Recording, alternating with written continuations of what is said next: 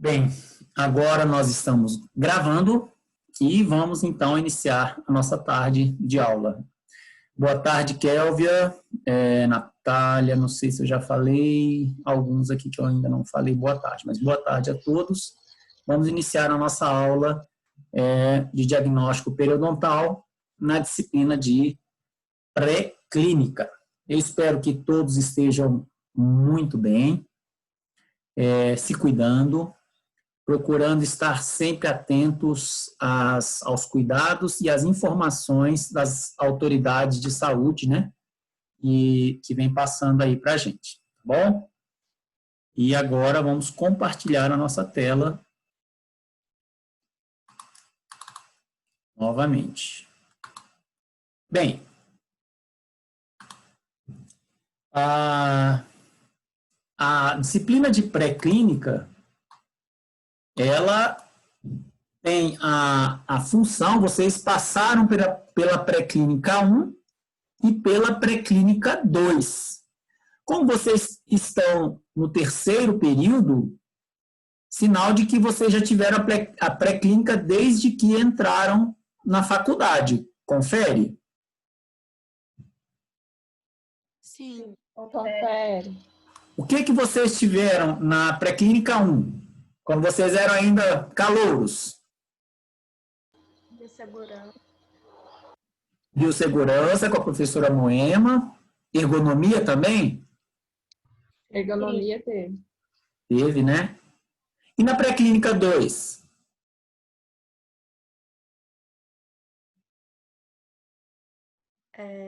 Cariologia. Cariologia, talvez com a professora Denise, né? Isso. Professora Denise, beleza, cariologia. Joia, então vocês estão vendo que desde que, olha só que coisa interessante, desde quando vocês saíram lá do ensino médio e cursinho, e logo entraram na faculdade, ou seja, no ensino superior, vocês já começaram a ter contato com a parte clínica da profissão a qual vocês escolheram. No caso, odontologia. E de uma forma, assim, bem suave, né? Começando a aprender qual que é a forma que eu me sento corretamente, que eu me posiciono perante o paciente, que eu vou fazer os meus atos operatórios, como que eu vou apoiar o meu braço, qual a altura do meu cotovelo, do paciente, os horários, né? Vocês tiveram aquelas aulas de posições de acordo com o relógio? Sim. Na cadeira? Tivemos. Então, tudo isso, gente, é para quê? É uma forma, vamos dizer, suave, pedagógica, para que vocês, aos poucos, vão se familiarizando com um atendimento odontológico. Seria complicado se vocês começassem lá no primeiro semestre, do primeiro período, já com disciplinas de cirurgia, de tratamentos complexos da odontologia, de diagnósticos complexos, né? Vocês não iam ficar viajando, como se diz. Mas, aos poucos, vocês foram chegando, né? Pré-clínica 1, saíram lá do cursinho do segundo grau, né, do ensino médio, depois entraram na faculdade, pré-clínica 1, ergonomia, biossegurança, para ter cuidado com os cuidados que vocês devem ter diante do paciente, que o básico do básico é lavar as mãos, que a gente tem muito ouvido falar hoje na época de pandemia, né?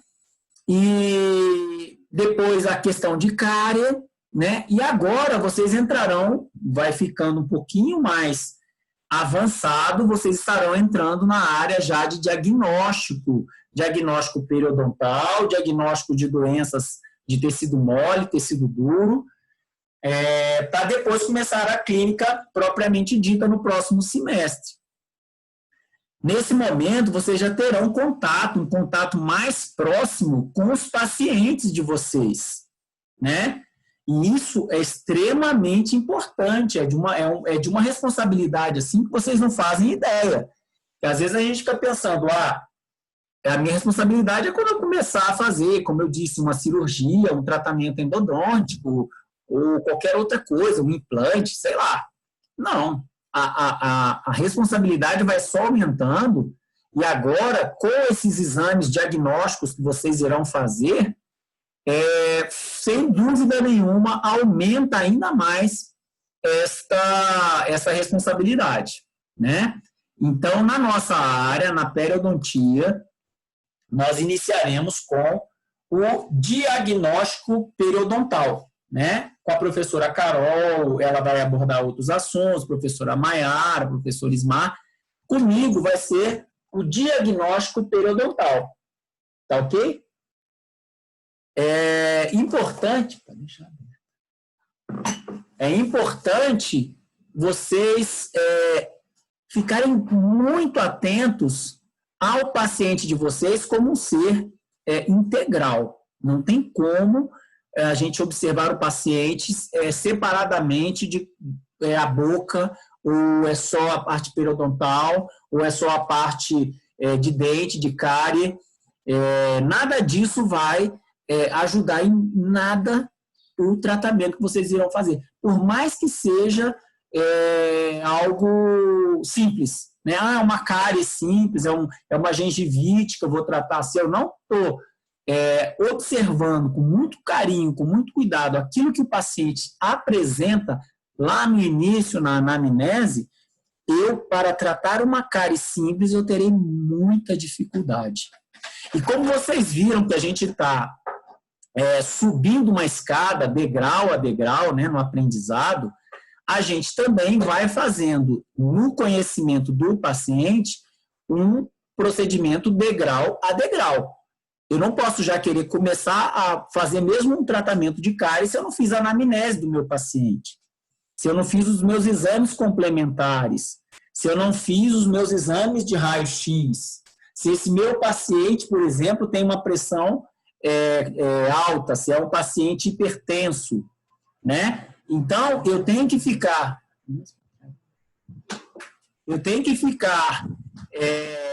muito atento, muito, como se diz, antenado a todos os sinais que o meu paciente apresenta desde o primeiro dia que eu encontro com ele.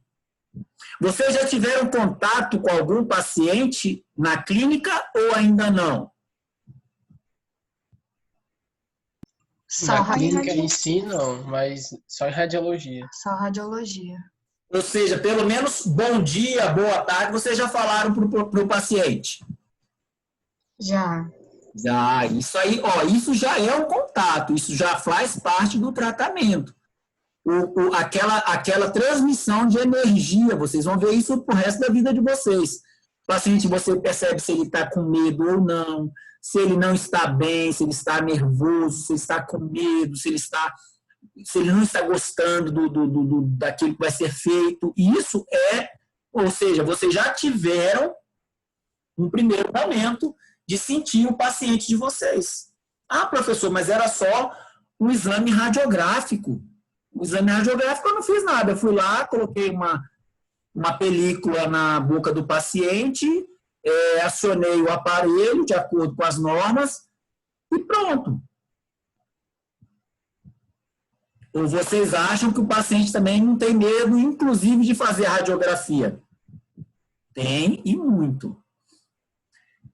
E aí nós chegamos na periodontia, né? Como é que eu vou começar a tratar o meu paciente periodontal? Eu tenho que fazer um diagnóstico. E como é que eu faço o meu diagnóstico periodontal? Né? É isso que a gente vai ver na aula de hoje. Quais seriam os objetivos da nossa aula de hoje? Fazer uma breve revisão dos conceitos de anatomia e histologia do periodonto. Assunto que vocês já viram lá na Pério 1. E identificar os exames para realizar o diagnóstico periodontal, quais sejam IG, PSR e periograma. Talvez vocês tenham visto aí e ouvido falar que com a nova classificação, né, da doença periodontal, o IG e o PSR tenham entrado em extinção, vamos dizer assim, né? Não, não e não. Respondo para vocês. IG e PSR são dois exames, são dois tipos de exames, inclusive chamados exames epidemiológicos, que ainda estão em muita prática. Tá? Não é porque agora a doença periodontal é classificada baseada exclusivamente no periograma, que eu vou deixar de lado o IG, que é o índice gengival, e o PSR, que é o índice, é um exame periodontal resumido. Não. Eles continuam em voga, sim, um exame mais rápido, mais resumido, mas ele ainda continua estando ativo, né? O periograma é um exame mais complexo, que não é o nosso objetivo, não é o objetivo da nossa aula agora. O principal é o quê? É o IG e o PSR, que vocês estarão fazendo a prática deles lá na clínica. Então, como que eu faço o meu diagnóstico periodontal? O que eu devo observar? Ele está baseado em quê? O diagnóstico periodontal não está baseado em achismo, em nada. Ele está baseado em algum achado. E esse achado é o quê? Achado clínico. As características da inflamação gengival que o meu paciente apresenta. Tem casos mais agudos, tem casos que já ficaram mais crônicos. Então, essas características são importantes. A severidade e extensão da perda de inserção que esse paciente tem em seu periodonto. A idade do paciente interfere? Com certeza. A taxa da progressão. O que é taxa de progressão como achado clínico para o diagnóstico periodontal? Progressão de quê? Progressão da doença periodontal. Então, se é uma progressão mais rápida, uma progressão mais lenta, isso vai fazer sentido no meu diagnóstico. E os sinais, sintomas característicos de cada doença. Vocês verão, onde tem perda de inserção, eu já parti para uma periodontite. Onde não tem perda de inserção, eu ainda estaria numa gengivite, mas isso decorre de outros aspectos que estão todos em conjunto, como o sangramento gengival, e não só mais o sangramento gengival, a sondagem, puramente e simplesmente. Eu tenho que ter um sangramento baseado numa área, uma extensão de área, ou seja, acima de 10%, eu tenho a gengivite já instalada. Abaixo de 10%, sem bolsa periodontal, eu tenho, inclusive, eu posso dizer que eu tenho saúde. Acima de 10%, de 10% até 30% é uma gengivite localizada. Acima disso é uma gengivite generalizada. E assim vale também para a progressão da doença periodontal. E um detalhe. Olha só de onde nós tiramos isso, todas essas afirmações. Da classificação da Academia Americana de Periodontologia em 1999. Ou seja, mas isso não é de agora, não? Não, isso é de muito tempo atrás. Então, vamos começar de trás para frente. Vamos ver o que vocês podem me dizer a respeito desse paciente aqui. Paciente do sexo feminino, normotenso. O que é o paciente normotenso? Eu tem a pressão imagino normal? que seja que não tem hipertensão. Isso, a pressão dele está controlada, que não tem hipertensão. Onde é que vocês pegaram esses dados que eu estou falando? Onde que a gente pega esses dados? Olha, paciente sexo feminino, normotenso, 43 anos de idade, apresentou-se à clínica de odontologia da União Evangélica para tratamento periodontal, ou seja, ele veio direto para a gente. Onde que eu pego essas informações? Anamnese. Na anamnese, exatamente. Vejam, isso vocês já devem ter contato com o paciente. Isso já é o início do nosso tratamento. Tá? Aí, tudo bem. A partir de agora, na clínica, na prática clínica, vocês ainda não fizeram, mas vocês já se entregaram que tiveram a disciplina, na disciplina já tiveram contato com IG e PSR. E durante a sondagem, olha só o que foi observado. Sextante 1. A tarja da sonda da OMS estava parcialmente encoberta, com mobilidade dentária no elemento 14. Vocês conseguem me responder que PSR é este?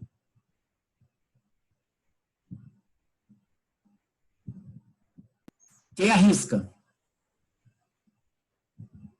Eu lembro que tem asterisco por causa da mobilidade.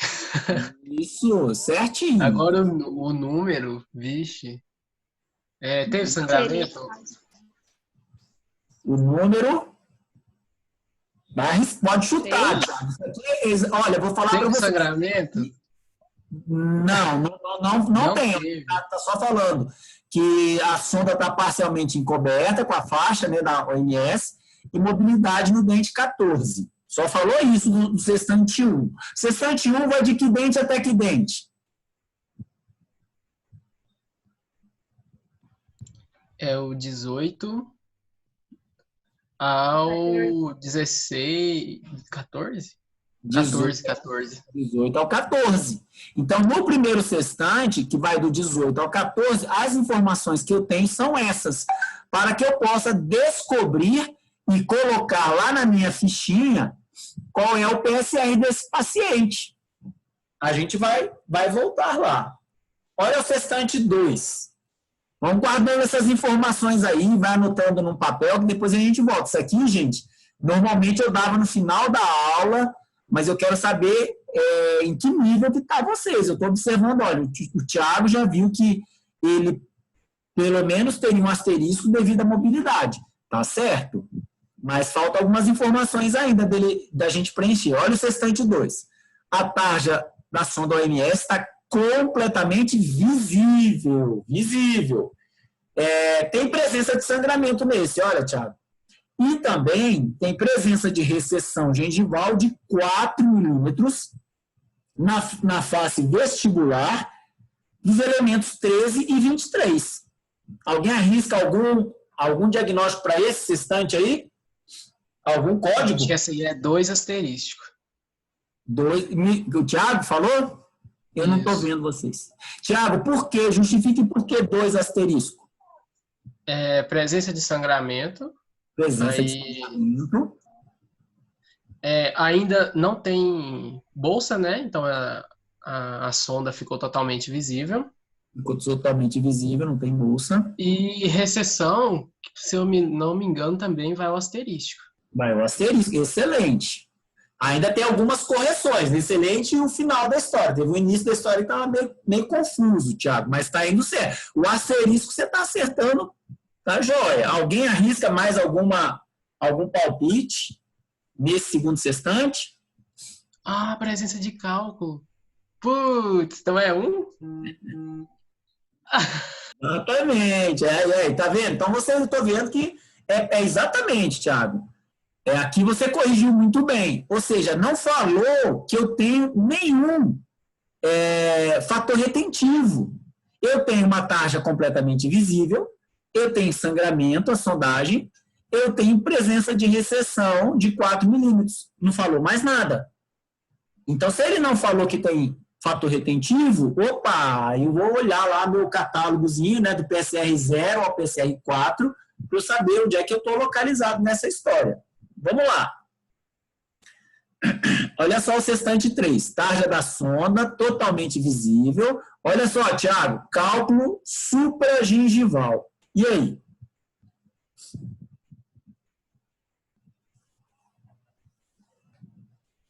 Quem mais arrisca além do Thiago? Esse é 2? Por quê, Luciana? Porque a sonda está visível ainda e esse tem cálculo. Exatamente. E se, além dessa informação que foi dada aí, falasse assim, presença de sangramento gengival à sondagem? Continuaria sendo 2. Continuaria, exatamente. Está muito bom. Então, vamos lá para o quarto sextante. O quarto sextante fala que a tarja da sonda está completamente visível, sem sangramento à sondagem e sem retentor de placa. Qual que seria esse? Esse está bem fácil. É o 0? Acho que é um. Zero. É o 0. Ele não tem nem o sinal de inflamação, não tem sangramento, a sonda está visível e não tem retentor de placa, né? É 0, exatamente. Vocês estão bem afiados. Eu estou fazendo aqui uma calibração da turma. Bom, calibração da turma, gente, eu estou falando de uma forma geral, né? Até agora foi o Tiago, a Luciana, mas alguns que participaram. Eu acho que seria interessante que todos dessem a sua colocação, a sua opinião, para que a gente pudesse até mesmo aprender mais, tá bom? Olha só o kit sextante.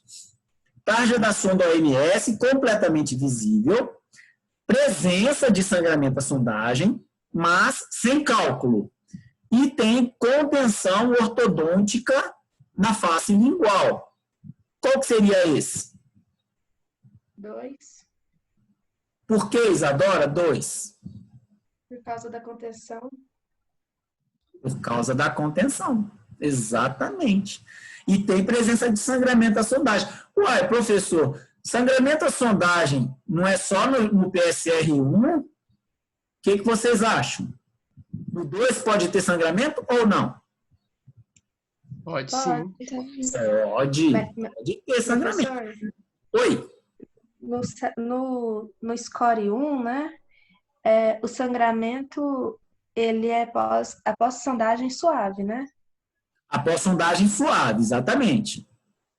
Ok. Professor, Oi. o senhor pode explicar esse negócio da contenção que eu não sabia? Ou Tá. esqueci, não sei. Vamos lá, Tiago. Eu vou falar isso para vocês lá na frente. Tá bom? Já vou te adiantar, Tiago. Mas a contenção, aquela contenção, aquele fiozinho ortodôntico que fica lá atrás dos dentes incisivos anteriores e inferiores, principalmente, né? Aquilo ali é chamado fator de retenção, porque ele é um objeto que faz com que a placa bacteriana você não consiga remover completamente e de forma muito eficaz na hora de fazer sua higienização. Então, assim como o cálculo, assim como o aparelho ortodôntico, uma cárie, uma restauração com excesso, com falta, tudo isso é fator retentivo. E a contenção ortodôntica é o fator retentivo. Tá bom? A gente vai chegar, eu vou repetir isso. Certinho, professor. Eu tinha meio que bloqueado da minha mente esse negócio de aparelho ortodôntico, essas coisas. Eu tinha só, só cálculo, ou alguma coisa. É verdade. Eu tinha esqueci mesmo. Você vai imaginar assim, Thiago, tudo que impedir uma boa higienização é o fator retentivo. E principalmente aqueles fatores que estiverem mais próximos da gengiva. Ok? E o sextante 6, olha, tarja completamente encoberta, e vestibulado 46, olha só, esse aqui está complicado. Tarja OMS totalmente encoberta e a vestibulado 46 com lesão de furca associada. Quem arrisca um código para esse aqui? 4 com asterisco. 4 com asterisco. Ah, fechou, que ótimo. Parabéns a todos vocês, é isso mesmo, tá? 4 com asterisco. A sonda está com a tarja totalmente encoberta e o dente 46 na face vestibular está com uma lesão de furca associada. Então, asterisco por causa da lesão de furca e o PSR4 por conta da sonda totalmente encoberta. Então, vamos lá. Oi. Eu fiquei em dúvida em uma coisa que o Thiago falou sobre o asterisco. Na presença de sangramento. Tem que colocar? É compatível? Não, Letícia. O asterisco... É Letícia mesmo, né? Ou Luciana? Isso. Ah, tá. Letícia. Letícia, é o seguinte, o asterisco, ele não tem a ver com sangramento, ele tem a ver com recessão, mobilidade e furca. Tá bom? Essa é a diferença que veio para esse tipo de índice, PSR. O PSR, ele só não é mais o antigo índice, porque ele incluiu esses 3 fatores: recessão, mobilidade e furca. Antigamente, fazia-se esse mesmo índice mas não avaliava nem mobilidade, nem recessão, nem furca. Certo? O diferencial foi esse, por isso que colocaram, inventaram, né, um asterisco para colocar. Opa, é como se fosse assim, fica atento, né? Essa região aí tem um dente que está com mobilidade, então, olha, tem uma lesão de furca nesse cestante aí, olha, tem uma recessão, entendeu? Mas sangramento não tem nada a ver com o código asterisco. O sangramento, ele vai me trazer a situação do código do PSR 1, pelo menos o 1. O meu 0 não teria o sangramento, e a partir do 1 eu já teria o sangramento. Mas e o 2, professor? O 2 eu posso ter ou não sangramento. O 3 eu posso ter ou não sangramento. O 4 eu posso ter ou não sangramento. Isso eu vou falar para vocês mais à frente, tá ok? Certo, obrigada. Então vamos lá. Aqui eu coloquei, isso aqui agora é só um exercíciozinho que a gente não vai fazer não, que a gente acabou de fazer, né? Ó, para definir o PSR dessa paciente, segundo o pior score encontrado, nós já, passo a passo, nós já fizemos alguns, teve alguns lá que ficaram um pouquinho divergentes, né? Porque é a questão da sonda, mas isso a gente vai falar antes. Pergunta aqui se ela tem gengivite ou periodontite, e a gente vai definir isso com o PSR pelos códigos numéricos, né? Se é PSR 0, 1, 2, 3 ou 4, eu vou saber se ela tem gengivite ou periodontite. Quais sextantes será necessário realizar o periograma? Quando que eu realizo o periograma? Vocês sabem?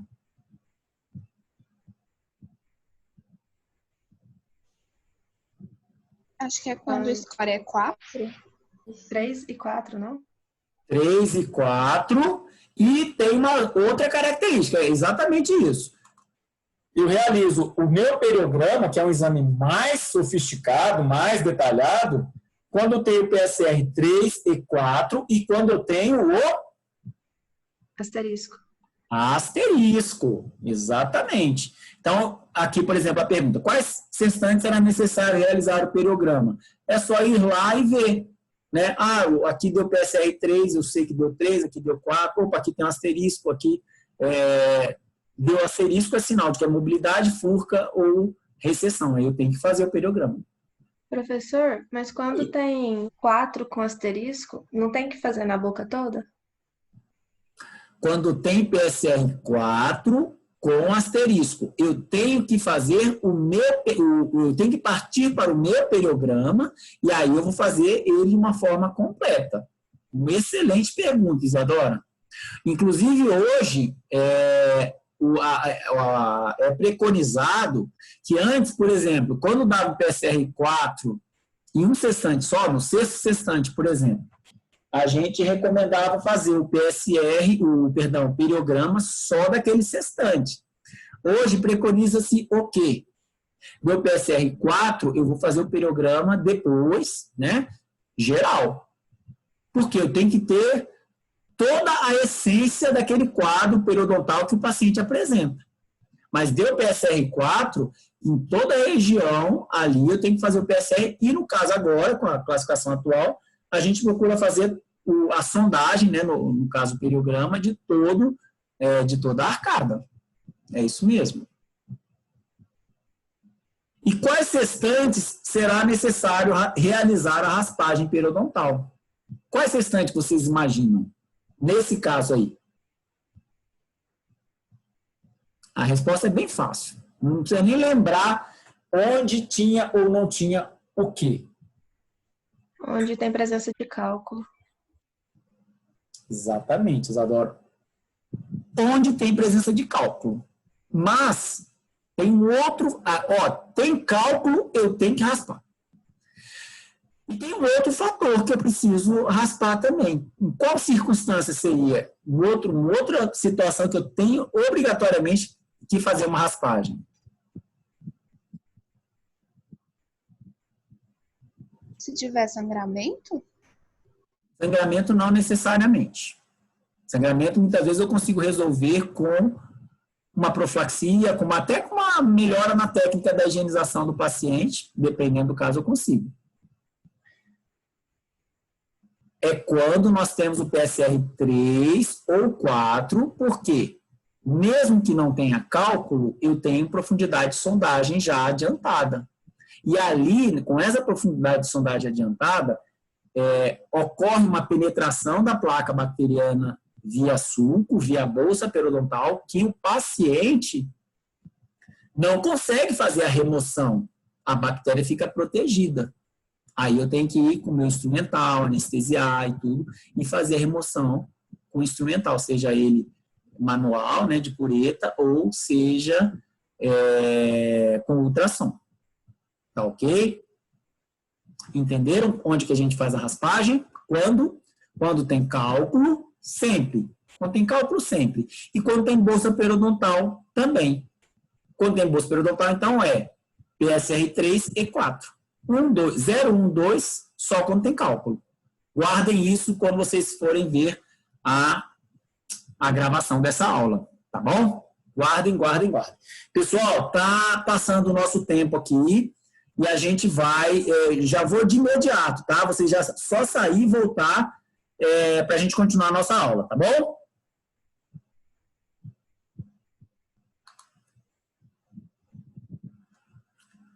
Então, vamos lá. Eu vou encerrar aqui e a gente vai começar de novo.